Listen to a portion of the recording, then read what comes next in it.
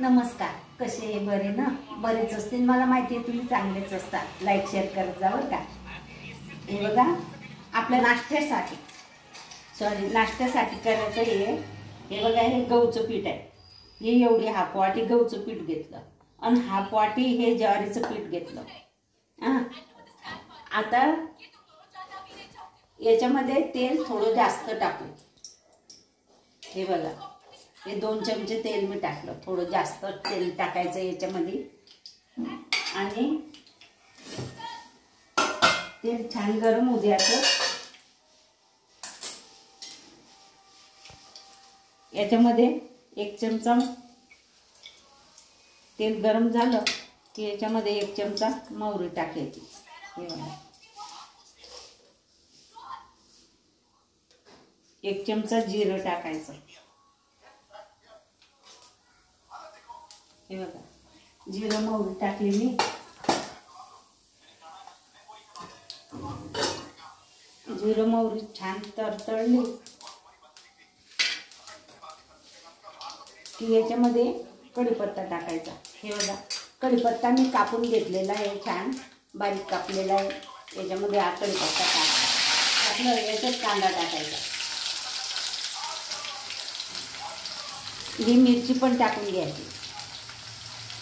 आणि हे कोरडे मसाले आहे ना, हे याच्यात टाकले तर जळून जाते, म्हणून हे होऊ द्यायचं चांगलं. हे छान होऊ द्यायचं.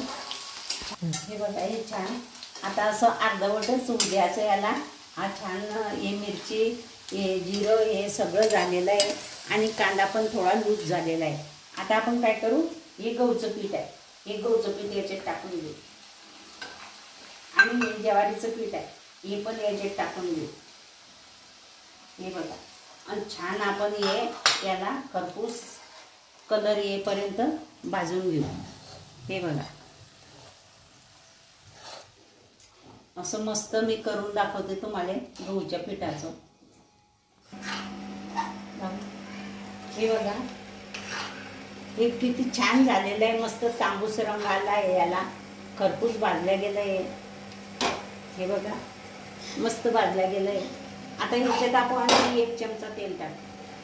हे बघा, हे 1 चमचा तेल परत टाकलं मी आणि परत याला थोडंसं हलवून घेते. आणि हे चटणी, हा चाट मसाला आणि ही हळद, हे पण याच्यात टाकून घेते.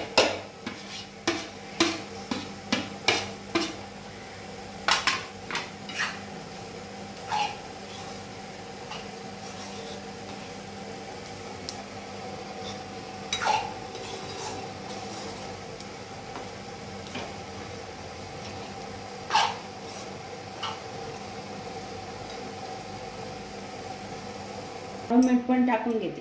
हे बघा,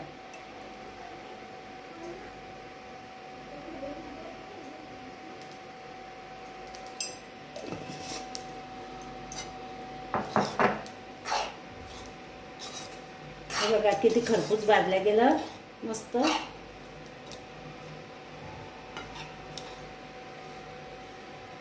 आता आपण याच्यात गरम पाणी टाकू. गरम पाणी केलेलं आहे, ते गरम पाणी आपण याच्यात टाकू. याच्यात थंड पाणी टाकायचं नाही.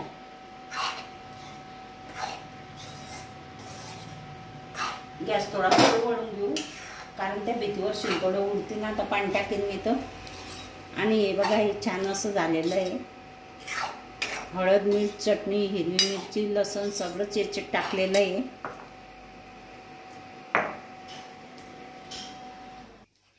हे बघा, गरम पाणी थोडं थोडं टाकायचं,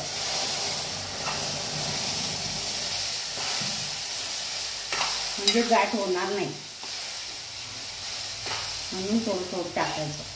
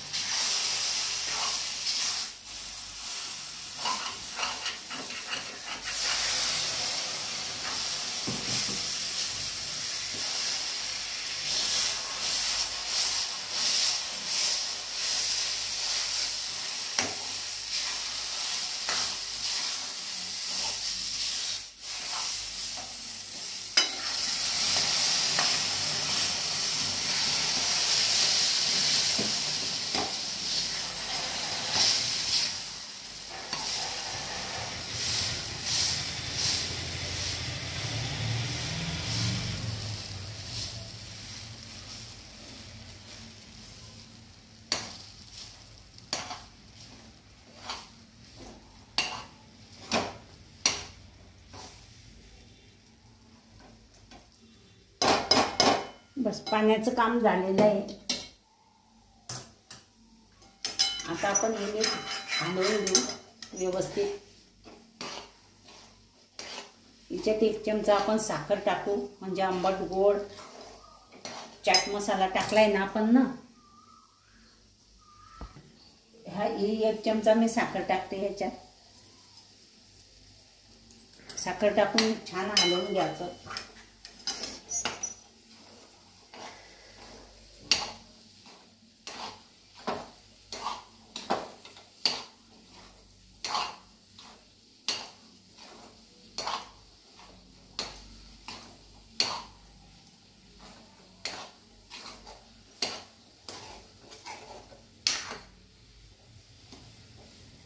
हे बघा छान असं झालेलं आहे खरपूस आणि मस्त झालेलं आहे.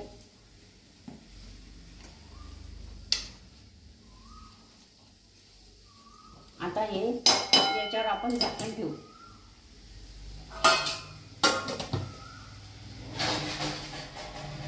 इकडच्या गॅसवर ठेवून देऊ आणि याच्यावर झाकण ठेवू. हे बघा हे दम होईल, मग मस्त दम लागेल त्याला. आणि आता आपण तवा ठेवू.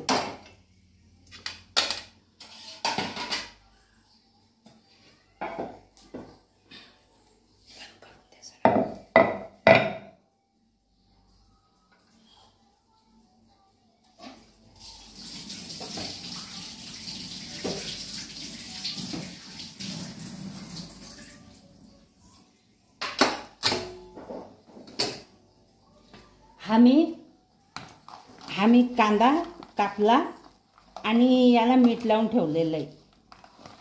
तर हे मिठाचं पाणी आपण काढून घेऊ.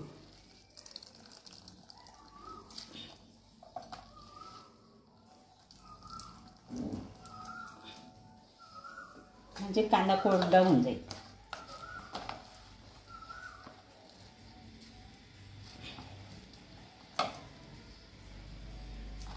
हे बघा एवढं पाणी निघलंय. आता हे धुवून घेऊ आपण. हा कांदा परत याच्यात टाकून देऊ.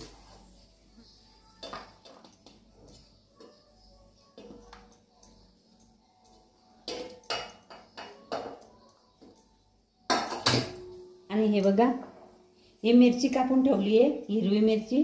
ही मिरची याच्यात टाकू. हा हे कोथिंबीर कापून ठेवला आहे, आपण अर्धा कोथिंबीर याच्यात टाकू आणि अर्धा कोथिंबीर याच्यात टाकू. हे बघा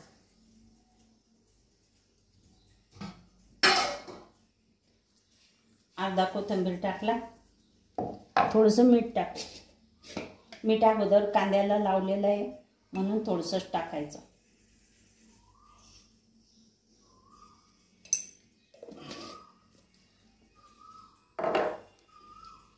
थोडीशी हळद टाकू. हे बघा थोडीशी हळद टाकली. 1 चमचा चटणी टाकू. हा चमचा खूप लहान आहे म्हणून मी 2 चमचे टाकते. हे बघा हे 2 चमचे चटणी टाकली.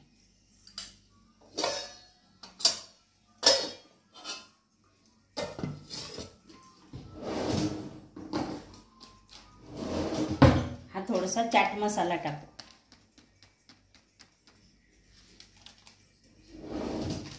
हे सगळं याच्यात टाकलं. आता हे एकजीव करून घेऊ.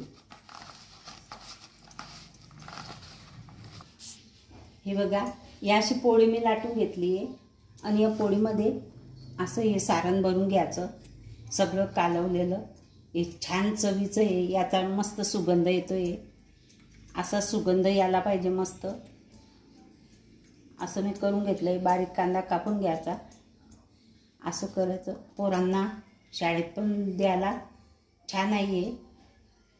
आणि पावसाळ्यामध्ये कांदा पोटात जायला पाहिजे. मुलं असं कांदा खात नाही. भाजी बरोबर वगैरे जेवणाबरोबर कांदा खात नाही मुलं, म्हणून त्याला असा कांद्याचा पराठा करून द्यायचा. हे बघा हे छान असं पसरवून घ्यायचं.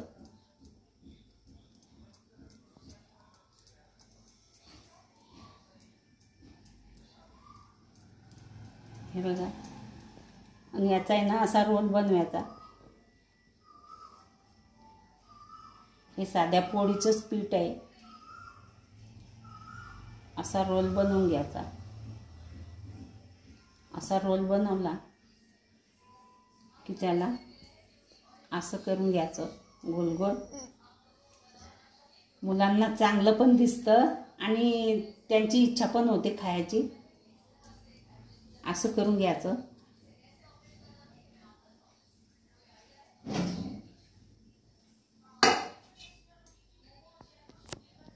व्यवस्थित करून घ्यायचं असं आणि त्याला असं पीठ लावून घ्यायचं आणि लाटण्याने असं हळूवारपणे लाटून घ्यायचं. जास्त जाड ठेवायचं नाही, जास्त बारीक पण करायचं नाही की बारीक केला तर हे फुटून जाईल. जाडच ठेवायचं आणि पोळी बारीक लाटून घ्यायची.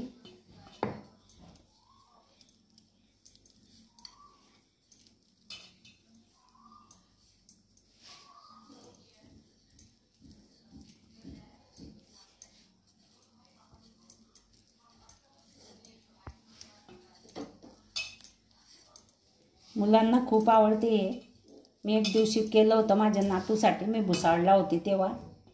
आता मी एकटी इथे, माझ्याजवळ भाज्या पण नाही आहे.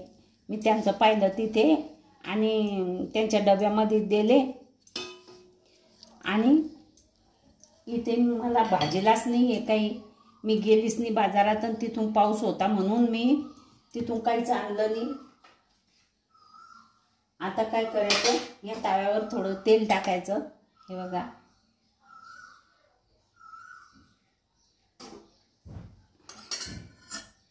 आणि हा पराठा याच्यावर छान असा खरपूस भाजून घ्यायचा.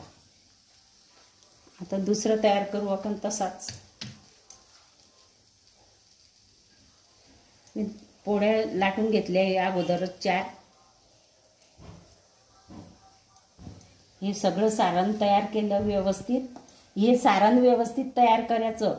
याच्यामध्ये चटणी तुम्हाला पाहिजे तेवढी व्यवस्थित टाकून घ्यायची. तिखट पोरं किती खातात किती नाही ह्या अंदाजाने चटणी टाकून घ्यायची हिच्यात.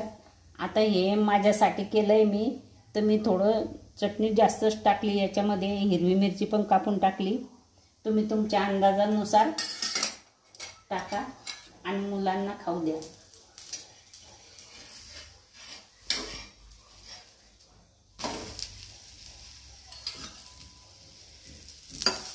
बघा.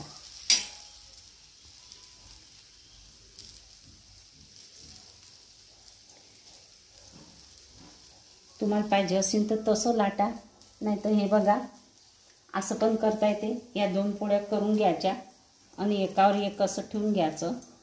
हे बघा. हे 2 प्रकार मी तुम्हाला दाखवते. थोडंसं पीठ बुरबुरायचं आणि त्याला असं थोडंफार असं लाटून घ्यायचं. कळेनं असं दाबून घ्यायचं.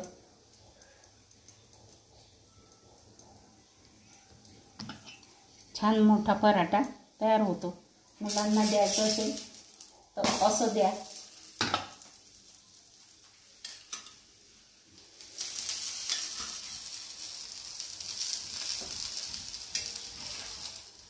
जास्त तेल पोटात जात नाही, काही नाही, मस्त होऊन जाते. खरपूस भाजून.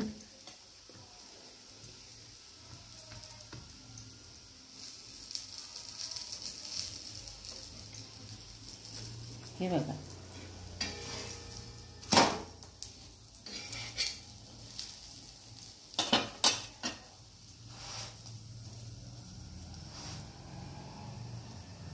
खूप छान झालेला आहे.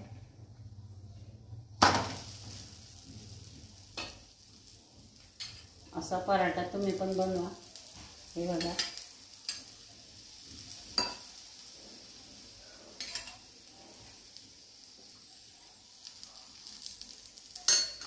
आणि तुम्ही पण खा. हे बघा. हे पूर्ण होऊन झालं आहे आता.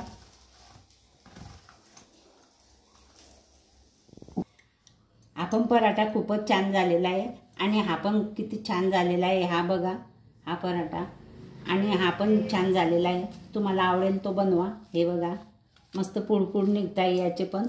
आणि हा नाश्त्याचा पदार्थ, याला तुम्ही काय नाव द्याल, उपमा म्हणाल, खरपूस भाजलेलं गहू ज्वारीचं पीठ आहे हे, खरपूस भाजलं.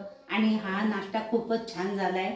किती मस्त पोट भरून जाईल पूर्ण फुल असा मी नाश्ता तयार करून तुम्हाला दाखवला. हे जर तुम्हाला आवडलं असेल तर लाईक करा, शेअर करा, सबस्क्राईब करा, घंटीचं बटन दाबा बरं का.